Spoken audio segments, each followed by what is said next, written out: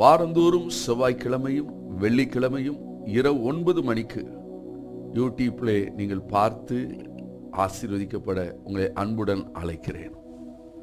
Only ½ an hour ஆண்டவர் பிரசன்னத்தில் இருந்து வசனங்களை தியானித்து அதன் அடிப்படையிலே நாம் ஜெபிக்க போகிறோம்.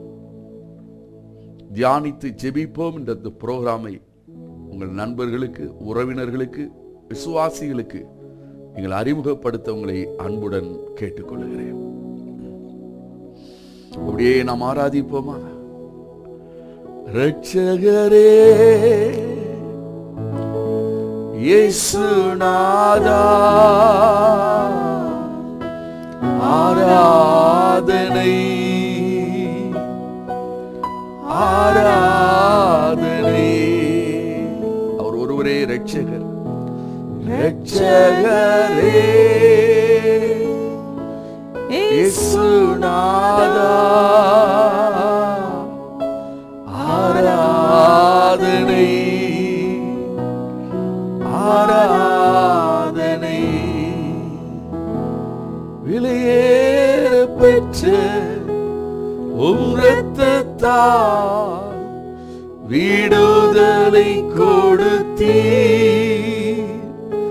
விலையேற பெற்ற உம் இரத்தத்தால் விடுதலை கொடுத்தீர். ராஜாக்களாக லேவியராக உமக்கென தெரிந்தெடுத்தீர். ராஜாக்களாக லேவியராக உமக்கென தெரிந்து கொண்டீர். ஆராதனை. கரங்களை உயர்த்தி ஆராதனை. மகிழ்ச்சியோடு ஆராதனை. முழு உள்ளத்தோடு ஆராதனை. என் அன்பு இயேசுவுக்கே, என் அன்பு இயேசுவுக்கே. ஹல்லேலூயா. அவரே நம் ரட்சிப்பு. அவருடைய நாமத்தில் தான் ரட்சிப்பு உண்டு. இயேசு கிறிஸ்துவின் நாமமே அல்லாமல் வேறொரு நாமத்தில் ரட்சிப்பு இல்லை. வேறொரு நாமத்தில் மனிதனுக்கு மீட்பு இல்லை, ரட்சிப்பு இல்லை. ஆகவேதான் அவரே வழி, சத்தியம், ஜீவன் என்று நாம் பிரஸ்தாபப்படுத்துகிறோம். ரட்சிப்பை பிரசித்தப்படுத்துகிறோம். ஹல்லேலூயா. நாளுக்கு நாள் ரட்சிப்பை பிரசித்தப்படுத்துங்கள். ஒவ்வொரு நாளும் நாம் ரட்சிப்பை நாம் பிரசித்தப்படுத்த வேண்டும். ஹல்லேலூயா. இரட்சகரே இயேசுநாதா, ஆராதனை ஆராதனை.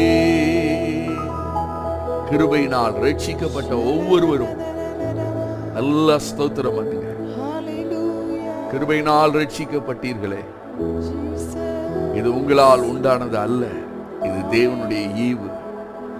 யார் யார் ரட்சிக்கப்பட்டீர்களோ, யார் யாருக்கு ரட்சிப்பின் நிச்சயம் இருக்கிறதோ, இயேசு என் பாவங்களை மன்னித்தார், எனக்கு ஒரு ரட்சிப்பை கொடுத்தார் என்று சொல்றவங்க நல்ல மகிழ்ச்சியோடு கர்த்தரை ஸ்தோத்திரம் பண்ணுவோம். ஹல்லேலூயா, ஹல்லேலூயா. ஓராகாஷிகோ ரோகோ. ரட்சிப்பின் சந்தோஷத்தோடு, ரட்சிப்பின் மகிழ்ச்சியோடு, ரட்சிப்பின் களி கூறுதலோடு, அந்த ரட்சணிய சந்தோஷத்தோடு இந்த ராத்திரியில ஆண்டவர் அப்படியே துதிப்பீங்களா சிஸ்டர்? துதிப்பீங்களா பிரதர்? உலகம் முழுவதையும் ஆதாயப்படுத்தினாலும் இந்த விலையேறப்பட்ட ரட்சிப்பு இல்லை என்றார். அதனால் ஒரு பிரயோஜனம் இல்லையே.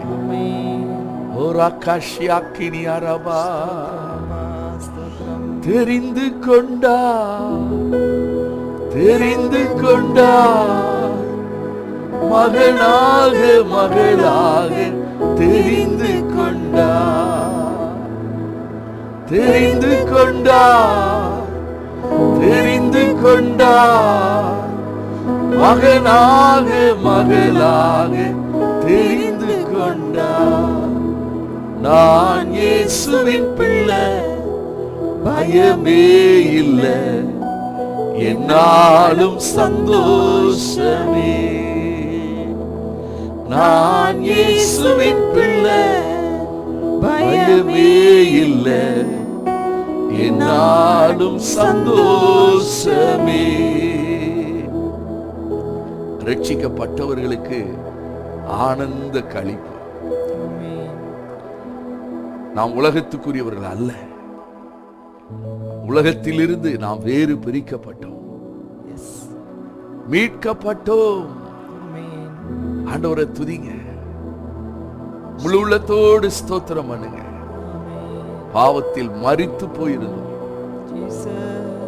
உலகத்துக்கு அடிமையாய் இருந்தோம். தேவன் நம்மை தெரிந்தெடுத்தாரே, பிள்ளைகளாய் தெரிந்தெடுத்தாரே. அந்த அன்பை நினைத்து அவருக்கு நன்றி செலுத்துங்க.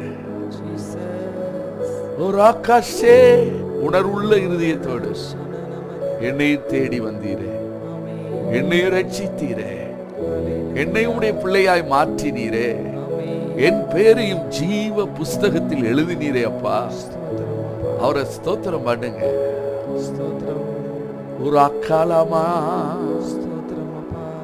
உடையான சேற்றில் கிடந்தேன், பயங்கரமான குழியில் கிடந்தேன். என்னை தூக்கி எடுத்து என்னை கண்மலையின் மேல் நிறுத்தி இரட்சணிய பாடல்கள் பாடும்படி எனக்கு கிருபை தந்தீரே. உமக்கு ஸ்தோத்திரம் என்று சொல்லுங்க. இயேசுவே, உமக்கு ஸ்தோத்திரம் என்று சொல்லுங்க. ராத்திரியிலும் இரட்சணிய சந்தோஷங்களை நிரப்பட்டும். உலக கவலைகள் உங்களை விட்டு தூரம் போகட்டும். உலக கவலைகள், லௌகிக துக்கம் உங்களை விட்டு விலகட்டும். வெளியேறப்பட்ட ரட்சிப்பை கொடுத்தாரே, ஹல்லேலூயா. மகனாக மகளாக தெரிந்து கொண்டாரே, அந்த பாக்கியத்தை நினைத்து ஆண்டவருக்கு நன்றி செலுத்துங்க. ஹல்லேலூயா. உடைய பிரசன்னத்துக்காய் நன்றி தகப்பனே. வசனத்தை தியானிக்கிற எங்களோடு நீர் பேசும். இயேசுவின் நாமத்தில் ஜெபிக்கிறோம் பிதாவே, ஆமென். எத்தனை பேர் சந்தோஷமா இருக்கிறீங்க? இந்த நாளிலும் 1 கொரிந்தியரின் புஸ்தகம் 9ஆம் அதிகாரம் 22ஆம் வசனம். 1 கொரிந்தியர் 9:22 பவுல் சொல்லுகிற ஒரு அற்புதமான வசனத்தை நாம் தியானிப்போம். பலவீனரை ஆதாயப்படுத்திக் கொள்ளும்படிக்கு பலவீனருக்கு பலவீனரை போல் ஆனேன். எப்படி ஆகிலும் சிலரை ரட்சிக்கும்படிக்கு நான் எல்லாருக்கும் எல்லாம் ஆனேன். எப்படி ஆகிலும் சிலரை ரட்சிக்கும்படிக்கு. இதுதான் நம்முடைய விருப்பமாய் இருக்க வேண்டும். இந்த உலகத்தை விட்டு நாம் கடந்து செல்லும் முன்பதாக எப்படி ஆகிலும் எந்த விதத்திலாவது நாம் பிரயாசப்பட்டு அன்பு செலுத்தி சிலரை ஆகிலும் ரட்சிக்கும்படிக்கு நாம் நம்மை தாழ்த்த வேண்டும். கிரேக்கனுக்கு கிரேக்கனை போல், யூதனுக்கு யூதனை போல் நான் மாறினேன் என்று சொல்லுகிறார். உங்க வாழ்க்கையிலும் ஒரு பெரிய விருப்பம், உங்கள் மூலம் சிலராவது ரட்சிக்கப்பட்டிருக்க வேண்டும். நீங்கள் பரலோகத்தில் செல்லும் போது அங்கு உங்களை குறித்து ஒரு சாட்சி சொல்லணும். இந்த சிஸ்டர் மூலம் தான் நான் ரட்சிக்கப்பட்டேன், இந்த பிரதர் மூலம் தான் நான் ரட்சிக்கப்பட்டேன் என்று சொல்லி உங்களை குறித்து மற்றவர்கள் சாட்சி சொல்ல வேண்டும். அது எவ்வளவு சந்தோஷமாக இருக்கும், அது எவ்வளவு பாக்கியமாக இருக்கும். அந்த பாக்கியத்தை எத்தனை பேர் விரும்புறீங்க? என் ஊழியத்தின் மூலம், நான் சொல்லுகிற சுவிசேஷத்தின் நிமித்தம், என் சாட்சியுள்ள வாழ்க்கை நிமித்தம் சிலராவது ரட்சிக்கப்படணும், சிலருடைய பெயராவது ஜீவ புஸ்தகத்தில் எழுதப்பட வேண்டும் என்று சொல்லி நீங்கள் முதலாவது வாஞ்சிக்க வேண்டும். தீத்து 2:11 நாம் வாசிக்கும் போது, எல்லாருக்கும் ரட்சிப்பை அளிக்கத்தக்க தேவ கிருபையானது பிரசன்னமாயிற்று என்று எழுதியிருக்கிறது. எல்லா மனுஷருக்கும் ரட்சிப்பை அளிக்கத்தக்க தேவ கிருபையானது பிரசன்னமாகி இருக்கிறதாம். இயேசு கிறிஸ்துவின் வருகை வரைக்கும் ரட்சிப்பை அளிக்கிற பிரசன்னம் எல்லா இடத்திலும் மகிமையாய் இறங்கி நிற்கிறது. நீங்கள் வேலை பார்க்கிற இடத்திலே, நீங்கள் படிக்கிற கல்லூரியிலே, நீங்கள் பிரயாணப்படும் போது ரட்சிப்பை அளிக்கிற தேவ பிரசன்னம் அங்கு வெளிப்படும். முதலாவது நீங்கள் என்ன செய்ய வேண்டும்? மற்றவர்கள் ரட்சிப்பை பெற வேண்டுமே என்று சொல்லி நீங்கள் வாஞ்சிக்க வேண்டும். ஒரு சிஸ்டரை பார்க்கும்போது, ஒரு பிரதரை பார்க்கும்போது உங்களுக்குள்ளே ஒரு தாகம் வரணும். இவங்க ரட்சிக்கப்பட்டா எப்படி இருக்கும்? ஆண்டவரே, இவங்க ரட்சிக்கப்படணுமே. அந்த வாஞ்சை, அந்த தாகம் உங்களுக்குள்ளே முதலாவது உருவாக வேண்டும். பவுலுக்குள் அந்த வாஞ்சை, விருப்பம் வந்தது. எப்படி ஆகிலும் சிலர் ரட்சிக்கப்படணுமே. என் ஆபீஸ்ல, என் ஸ்ட்ரீட்ல நான் அடிக்கடி பிரயாணப்படுகிற பிரயாணத்தில் ஒரு சிலரை ஆகிலும் நீங்க விரும்புறீங்களா? இதுதான் ஆவிக்குரிய தாகம், இதுதான் ஆவிக்குரிய வாஞ்சை. நீங்க டெய்லி இந்த வாஞ்சியினால் நிரம்பி இருக்கணும்.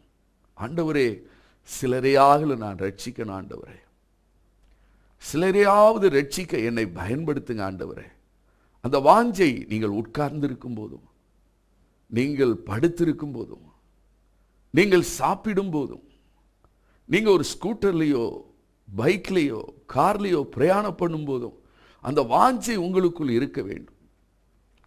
அந்த வாஞ்சை ஜெபமாய் மாறும். யாருக்குள்ளே அந்த ரட்சிப்பு மற்றவர்கள் பெற்றுக்கொள்ள வேண்டும் என்ற வாஞ்சை இருக்கிறதோ அந்த வாஞ்சை ஜெபமாய் மாறும். நீங்க அப்படிப்பட்ட நபர்களை உங்கள் இருதயத்தில் வைத்து நீங்க என்ன செய்வீங்க? ஜெபிப்பீங்க. எனக்கு எங்க அப்பா ரட்சிக்கப்படணுங்கிற ஒரு பெரிய தாகம் இருந்துச்சு. பயங்கர குடி பழக்கம், புகை பழக்கம். ஆண்டவரே, எங்க அப்பா ரட்சிக்கப்படணுமே, எங்க அப்பா நரகத்தில் இருக்கக்கூடாதப்பா. வாஞ்சை எனக்குள் இருந்தது. அந்த வாஞ்சை ஜெபமாய் மாறியது. எப்படிப்பட்ட ஜெபம் என்று நினைக்கிறீர்கள்? கண்ணீரின் ஜெபம். எங்க அப்பா நரகத்தில் இருக்கிறத நான் பார்க்க கூடாது. ஆண்டவரே, எங்க அப்பாவுடைய ரட்சிப்பை ஆண்டவரே நான் விரும்புகிறேன் அப்பா. நான் ஒரு வேதாம கல்லூரியில் படித்துக் கொண்டிருந்தேன். ஆண்டவரிடத்தில் சொன்னேன், இந்த வேதாம கல்லூரியை நான் படித்து முடிப்பதற்குள்ளே என் தகப்பன் ரட்சிக்கப்படணும். எங்க அப்பாவுக்கு ஊழியமே பிடிக்காது, ரட்சிப்பின் காரியங்கள் பிடிக்காது.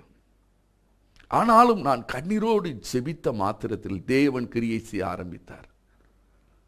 ஒரு நாள் அவர்கள் வியாதிப்பட்டார்கள். அந்த நாளிலே அவர்களோடு கூட அந்த ஹாஸ்பிட்டலில் உட்கார்ந்து ரட்சிப்பை குறித்து பேசும்படி கர்த்தர் எனக்கு கிருபை கொடுத்தார். நீங்க ஒருத்தருக்கு ரட்சிப்பை பிரசித்தப்படுத்த வேண்டுமா? அதற்குரிய கிருபையை ஆண்டவர் உங்களுக்கு கொடுப்பார். நீங்கள் ஆத்துமாக்களுக்காய் ஜெபிக்க ஜெபிக்க அந்த கிருபை உங்களை நிரப்பும். எங்க அப்பாவுடைய ரட்சிப்புக்கு ஆண்டவர் என்னையே பயன்படுத்தினார். எங்க அப்பாட்ட சொன்னேன், அப்பா, நீங்க மனம் திரும்பணும்ப்பா. உங்க சிறு வயதில் இருந்து நீங்கள் செய்த ஒவ்வொரு பாவத்தையும் அறிக்கை செய்யணும்ப்பா. நீங்க ரட்சிப்பு அடையணும்ப்பா. நான் பேச பேச எங்க அப்பாவுடைய கண்களில் கண்ணீர் வடிந்தது. உணர்வு உணர்வு மனம் திரும்புதலுக்கேற்ற ஒரு உணர்வு அவர்களை நிரப்பியது. அன்றே ரட்சிக்கப்பட்டார்கள். நான் வேதாம கல்லூரி முடிக்கும் தருணத்திலே பாஸ்டர் பிரதாப் சிங் அவர்கள் என் தகப்பனாரை தேடி வந்து, உங்க மகன் சொல்றாங்க நீங்க ரட்சிக்கப்பட்டீங்க. நீட்டு உண்மையிலே ரட்சிக்கப்பட்டீங்களா ஐயா? உண்மையிலே உங்களுக்கு ஞானஸ்நானம் வேணுமா ஐயா? பாஸ்டர் பிரதாப் சிங் அவர்கள் வந்து விசாரித்து கேட்டு அந்த ரட்சிப்பை உறுதிப்படுத்தின பின்பு என் தகப்பனாருக்கு ஞானஸ்நானம் கொடுத்தார்கள். நீங்கள் ஒரு சிலரை ஆகிலும் உங்க வாழ்நாளில் ரட்சிப்புகளை நடத்திருங்க. பரலோகத்தில் போகும்போது நீங்க மிகுந்த சந்தோஷமா இருப்பீங்க, ஒரு திருப்தியா இருப்பீங்க, ஒரு சமாதானத்தோடு இருப்பீங்க. இந்த உலகத்திலே இதை சம்பாதிக்கணும், அதை சம்பாதிக்கணும், இதை கட்டணும், அதை கட்டணும், இதை வாங்கணும், அதை வாங்கணும், அதெல்லாம் மாயைக்குரியது. மகிமைக்குரிய ஒரே ஒரு காரியம் ஒரு ஆத்துமாவை ரட்சிப்புக்குள்ளே நடத்துவது. நீங்க விரும்புங்க, வாஞ்சிங்க. அப்படிப்பட்டவர்களை கண்முன் நிறுத்தி நீங்க ஜெபம் பண்ணிக்கொண்டே இருங்க. கர்த்தர் ஒரு தருணத்தை கொடுப்பார். நீங்கள் ஜெபிக்க வேண்டும். நீங்க ஜெபிக்க ஜெபிக்க கர்த்தர் ஒரு ஏற்ற சமயத்தை உருவாக்கி கொடுப்பார். ஏற்ற சமயம். நீங்க ஒரு வார்த்தை சொல்லுவீங்க, அவங்க ரட்சிக்கப்பட்டுருவாங்க. அந்த சமயத்தை, அந்த தெய்வ செயலை ஆண்டவரே உருவாக்கி கொடுப்பார். ஒரு விஷயம், நான் விமானத்தில் வரும்போது என் அருகே ஒரு பக்தி உள்ள வாலிப மகள் இருந்தாள். அவளை பார்க்கும்போது எனக்குள்ளே ஒரு வாஞ்சை, இவள் ரட்சிக்கப்பட்டால் எப்படி இருக்கும், இவள் ஆண்டவருடைய பிள்ளையாய் மாறினால் எப்படி இருக்கும். நீங்கள் 3 காரியத்தை முதலாவது உணர்ந்து கொள்ள வேண்டும். ஒன்று, பாவிகளை ரட்சிக்க கிறிஸ்து இயேசு உலகத்தில் வந்தார். பாவிகளை ரட்சிக்க. நாம் நடத்தின குடிநோய் விடுதலை முகாமிலே எத்தனை பேர் ரட்சிக்கப்பட்டிருக்காங்க. இன்றைக்கு காலையில் கூட ஒரு சகோதரனை பார்த்தேன், ஓடி வந்தார். அண்ணே, ரொம்ப மகிழ்ச்சியா இருக்கிறேன். எத்தனை பேர் ரட்சிக்கப்பட்டு இந்த குடிநோய் விடுதலை முகாமிலே ஞானஸ்நானம் பெற்று இன்றைக்கு சபைக்கு போகிறார்கள். பாவிகளை ரட்சிக்க கிறிஸ்து இயேசு உலகத்தில் வந்தார். பாவிகளை நாம் சிநேகிக்கணும். அந்த குடிநோய் விடுதலை முகாமில் வந்த நண்பர் இன்றைக்கு காலையில் என்னை சந்தித்து சொன்னார், அண்ணா, என் ஃப்ரெண்ட்ஸ் நிறைய பேர் வர்றதுக்கு வாஞ்சித்து கொண்டு இருக்காங்க. இன்னொரு காரியத்தை சொன்னார், நீங்க மட்டும்தான் அதை நடத்த முடியும், நீங்க மட்டும்தான் அதை நடத்த முடியும். தயவு செய்து நடத்துங்க. மார்ச்சிலே நடத்துகிறேன் என்று சொல்லி இருக்கிறேன். ஜெபித்துக் கொள்ளுங்கள். ஒரு ஆத்துமா ரட்சிக்கப்படும் போது பரலோகத்தில் மிகுந்த சந்தோஷம், பரலோகத்தில் மிகுந்த சந்தோஷம். பூமியிலும் அந்த குடும்பத்துக்கு ஒரு சந்தோஷம். பாவிகளை ஆண்டவர் ரட்சிக்கிறார். பாவத்தினால், அக்கிரமத்தினால் அநேக வாலிபர்கள், அநேக குடும்பங்கள் மரித்து போயிருக்கிறார்கள். அவருடைய ரட்சிப்புக்காக நாம் வாஞ்சிக்க வேண்டும், ஜெபிக்க வேண்டும். ஏற்ற சமயத்திற்காக நீங்கள் காத்திருக்க வேண்டும். கர்த்தர் உங்களையே பயன்படுத்துவார். இரண்டாவதாக, பக்தி உள்ளவர்கள் ரட்சிக்கப்படணும். ரொம்ப பக்தியா இருப்பாங்க, அவங்க ரட்சிக்கப்படணும். அதற்காக நாம் கண்ணீர் சிந்த வேண்டும். கொர்நேலியு பக்தியுள்ள ஒரு மனுஷன், பக்தியுள்ளவன், ஆனா ரட்சிப்பு இல்லை. நிறைய பேரை பார்க்கும்போது அழுக வரும். அவ்வளோ பக்தியா இருப்பாங்க, சாமி பக்தி, தெய்வ பக்தி. என் பக்கத்தில் இருந்த வாலிப மகள் அவ்வளவு பக்தி. நான் 15 நிமிடம் ஜெபித்தேன், ஆண்டவரே, பக்தி உள்ளவர்களை உமக்கென்று தெரிந்து கொள்ளுகிறீரே, பக்தி உள்ளவர்களுக்கு நீ ரட்சிப்பை கொடுக்கிறீரே. வாலிப மகள், இந்த வாலிபத்தில் எவ்வளவு பக்தி அப்பா, எவ்வளவு பக்தி. இந்த மகளை ரட்சிக்கணுமே. என் கண்கள் கலங்கியது. நீங்கள் உண்மையிலே ரட்சிப்புக்காக ஜெபிப்பீர்கள் என்றால், ஒரு ஆத்துமாவுக்காக நீங்கள் உத்தரவாதம் எடுத்து ஜெபிப்பீர்கள் என்றால், நிச்சயம் உங்கள் கண்கள் கலங்கும். கண்கள் கலங்கும். கண்கள் கலங்காமல் ஒரு ஜெபத்தை நீங்கள் பண்ண முடியாது. உள்ளம் உடையாமல் நீங்கள் ஆத்துமாக்களுக்காய் ஜெபிக்க முடியாது. அதை பிளைட்ல என் கண்கள் கலங்கியது, அழுது ஜெபித்தேன். 15 நிமிடம் கழித்து ஜெபத்தை முடித்த பின்பு அந்த மகளுக்கு இயேசுவின் ரட்சிப்பை கூறினேன், இயேசுவின் ரட்சிப்பை பிரசித்தப்படுத்தினேன். இன்றைக்கு அந்த மகள் ரட்சிக்கப்பட்டு இருக்கிறாள். எவ்வளவு பெரிய சந்தோஷம், எவ்வளவு பெரிய மகிழ்ச்சி. பரலோகத்தில் போகும்போது நீ எவ்வளோ பெரிய வீடு கட்டினா, எந்த பிராண்டு கார் வச்சிருந்த, எந்த மாதிரி ட்ரெஸ் பண்ண, எவ்வளோ பேங்க்ல சேர்த்து வச்சிருந்த, இதையா கேட்பாங்க? உன்மூலம் ஒரு சிலரையாவது நீ ரட்சிப்புகளை நடத்தினாயா? சிலராவது ரட்சிக்கப்பட்டார்களா? ஏன் நீ ரட்சிப்பை சொல்லவில்லை, ரட்சிப்பை பிரசித்தப்படுத்தவில்லை என்று சொல்லி ஆண்டவர் கணக்கு கேட்பார். இந்த 2023 பிறந்து விட்டது. டிசம்பர் 31 அழுது புரண்டு உபவாசித்து ஜெபியுங்கள்.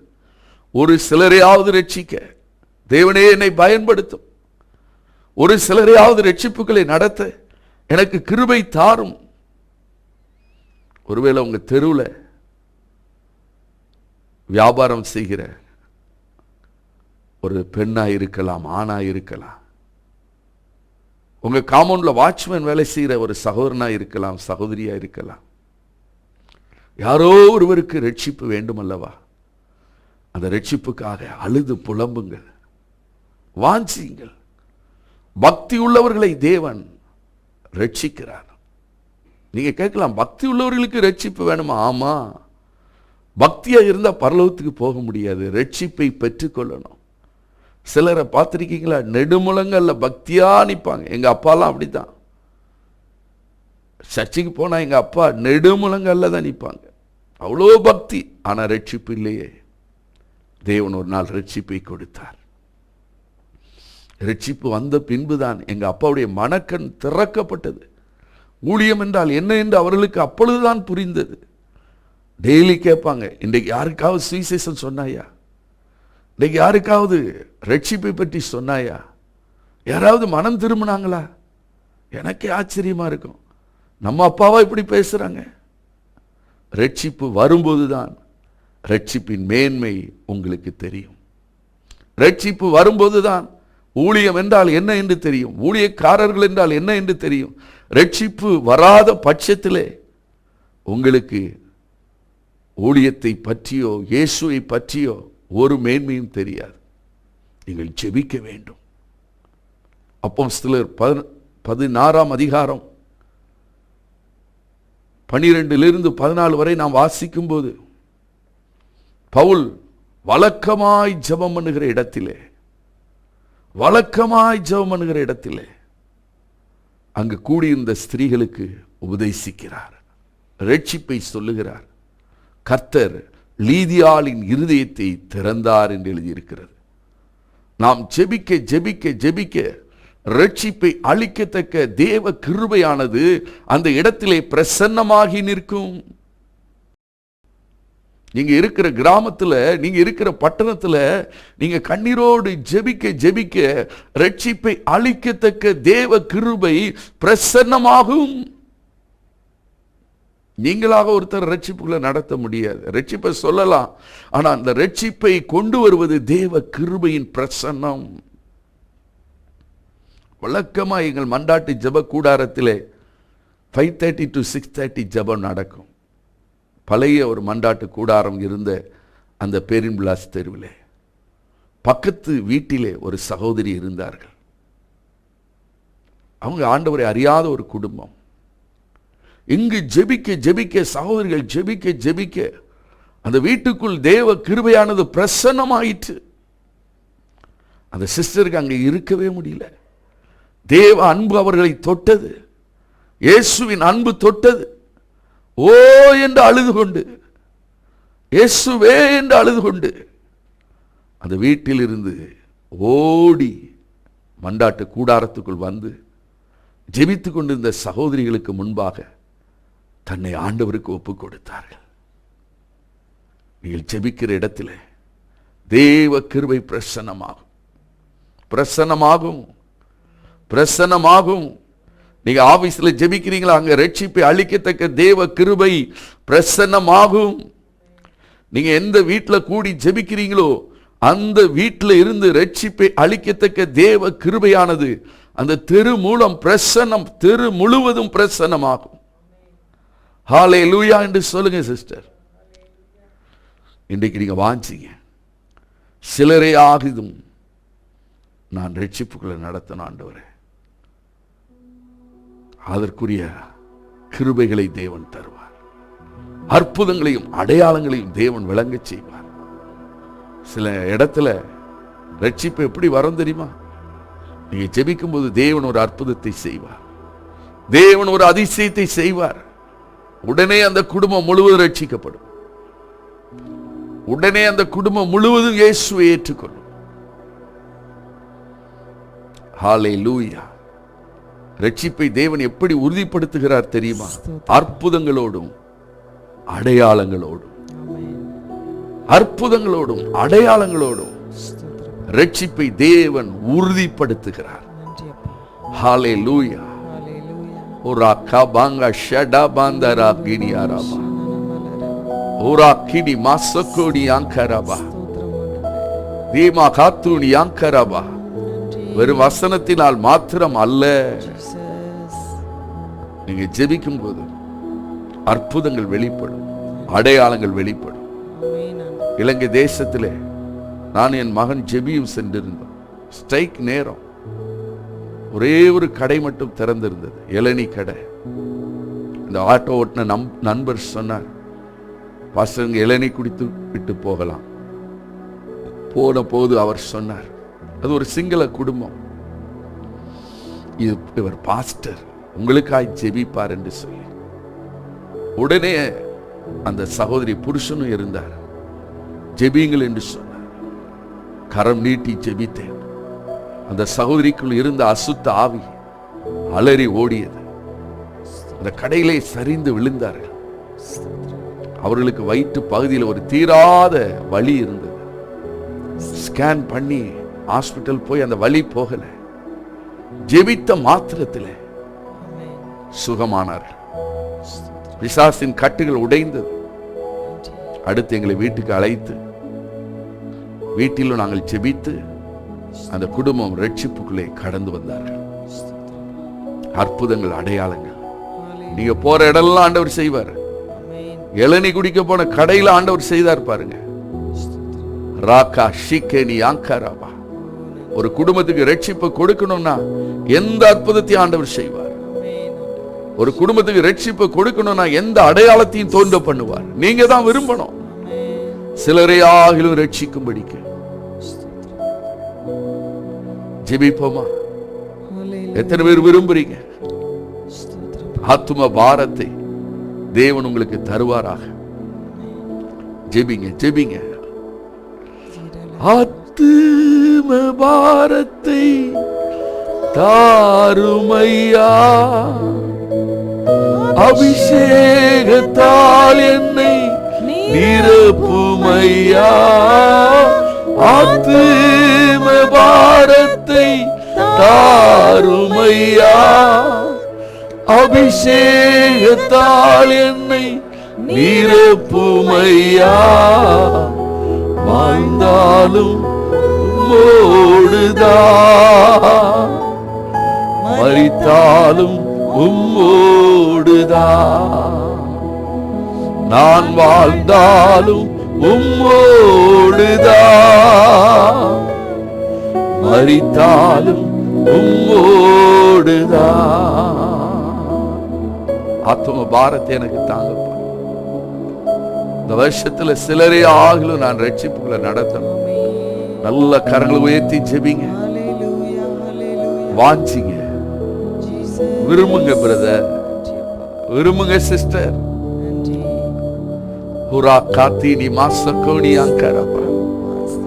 உலகம் முழுவதும் ஆதாயப்படுத்தி ரட்சிப்பு இல்லாமல் ஒரு மனுஷன் இந்த உலகத்தை விட்டு போவான் என்றால் அவனுக்கு லாபம் என்ன? இயேசுவே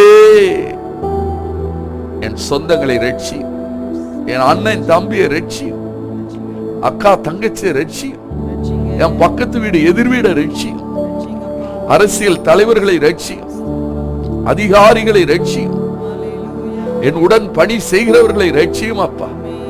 என் தெருவில் இருக்கிறவர்களை ரட்சியும் அப்பா. என் பட்டணத்தில் இருக்கிறவர்களை ரட்சியும் அப்பா. விலையேறப்பட்ட ரட்சிப்பை ஒவ்வொரு ஜனங்களும் காணட்டும், பெற்றுக் கொள்ளட்டும், அனுபவிக்கட்டும் ஆண்டவரே. அப்படிப்பட்ட கிருபையை நீ தருவதற்காக ஸ்தோத்திரம். ஹல்லேலூயா. இன்றைக்கே சுவிசேஷ அபிஷேகம் உம்முடைய பிள்ளைகள் மேல் இறங்குவதாக. ஒவ்வொருவருக்கும் வாக்கு வல்லமையை கொடுப்பீராக. பயப்படாமல் பேச, ரட்சிப்பை பிரசித்தப்படுத்த ஒவ்வொருவரையும் அபிஷேகிப்பீராக.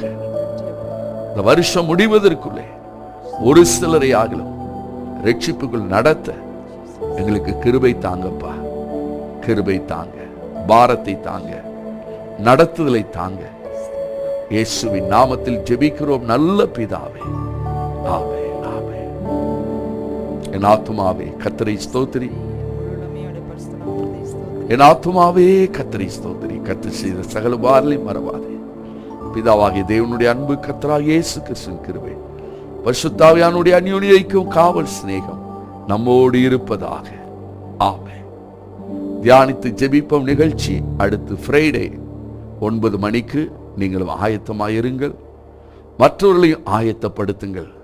யார் யாருக்கு ரட்சிப்பை தேவன் கொடுக்க வேண்டும் என்று விரும்புகிறீர்களோ அவர்கள் பெயர்களை எழுதி வைத்து மண்டாடி ஜெபியுங்கள். நிச்சயம் ஆண்டவர் ரட்சிப்பார். ஆமென், ஆமென்.